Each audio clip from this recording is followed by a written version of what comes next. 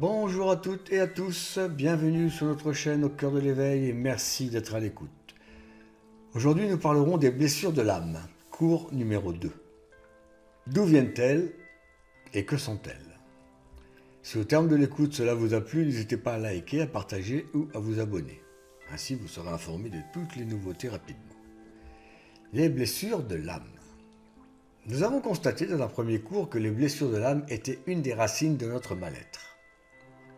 Elles sont appelées ainsi car elles sont profondes et si on en parvient à s'en libérer, notre essence peut enfin voir le jour et enfin s'éveiller. On dit également qu'elles sont existentielles ou fondamentales. En effet, elles donnent le ton ou la couleur à notre existence. Elles conditionnent nos rapports aux autres, notre mode de fonctionnement et génèrent dans notre vie, par nos pensées et comportements, tout ce qui nous arrive. À quel moment se forme la blessure d'âme ? On ne sait pas vraiment, plusieurs interprétations donnent naissance à diverses vérités, ce n'est pas de la plus grande importance aujourd'hui. Pourquoi est-il si important de se libérer de nos blessures d'âme ? Nous l'avons compris, nos expériences de vie plus ou moins traumatisantes nous alourdissent et nous laissent des blessures sous forme d'empreintes, de mémoires localisées dans notre corps physique et dans nos corps subtils, agissant sur tous les niveaux de notre être, le physique, l'émotionnel, le mental et le spirituel. Elles ont une répercussion dans nos relations, alimentent la disharmonie dans notre couple ou dans notre univers familial, avec les parents, avec nos enfants. Elles impactent également nos relations sociales, notre matérialité et notre évolution spirituelle. Ces mémoires ont pour effet de nous limiter, de nous empêcher d'avancer en nous maintenant dans un système de pilotage automatique répondant à d'anciens programmes inconscients, mais qui nous empêche d'être les vrais pilotes de notre vie.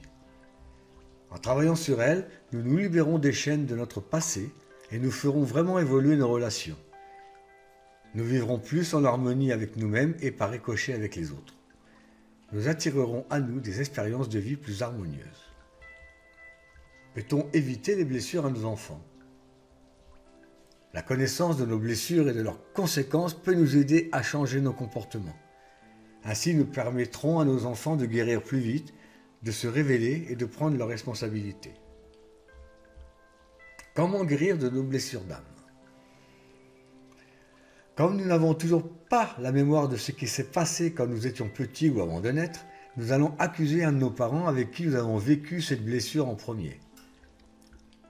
Certaines personnes ne parviennent pas à voir la réalité telle qu'elle est et préfèrent accuser d'autres personnes. Par exemple, ne voulant pas voir sa blessure avec le père, on traite son mari ou son fils d'irresponsable. Quelque chose reste à régler avec le père. Nous réagissons toujours en fonction de nos blessures. Quelles sont les pistes de réflexion pour guérir les blessures ?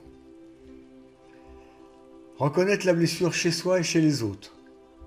Lorsque nous sommes dans nos blessures, nous ne sommes pas toujours objectifs et nous pouvons faire du mal aux autres. Il faut tenter de la reconnaître. Des vidéos sont en ligne pour vous aider. Ou ne pas hésiter à prendre conseil avec un thérapeute dont c'est la spécialité. Quoi qu'il en soit, nous devons adopter un nouveau comportement. Ensuite, accorder son pardon aux parents concernés. La blessure que nous avons vécue avec un de nos parents, lui-même l'a vécue avant nous auprès d'un de ses parents, et ainsi de suite. Nous pouvons donc nous accorder le droit d'en vouloir à une personne dont on est convaincu qu'elle est la source de notre malheur. C'était douloureux et c'est tout à fait normal et humain. Nous ne pouvons rien régler sans accepter notre souffrance. Nous pouvons ensuite éprouver le regret de l'avoir accusé et nous pardonner de l'avoir jugé. Nous pouvons accorder notre pardon aux parents concernés et ainsi stopper la roue du karma. Loi de cause à effet. Prenez le temps nécessaire pour que, peu à peu, vos blessures guérissent et soient de moins en moins sensibles. Cultivez la patience. Il existe 5 blessures d'âme répertoriées. La blessure d'abandon, la blessure de rejet, la blessure d'humiliation, la blessure d'injustice et la blessure de trahison.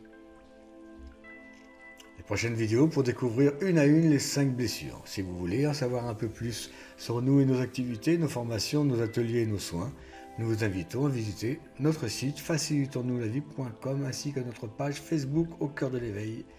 Et n'oublions pas pour chaque jour, apprenons de notre passé Vivons l'instant présent en toute conscience et permettons que le meilleur reste à venir. Merci à vous. Bye bye.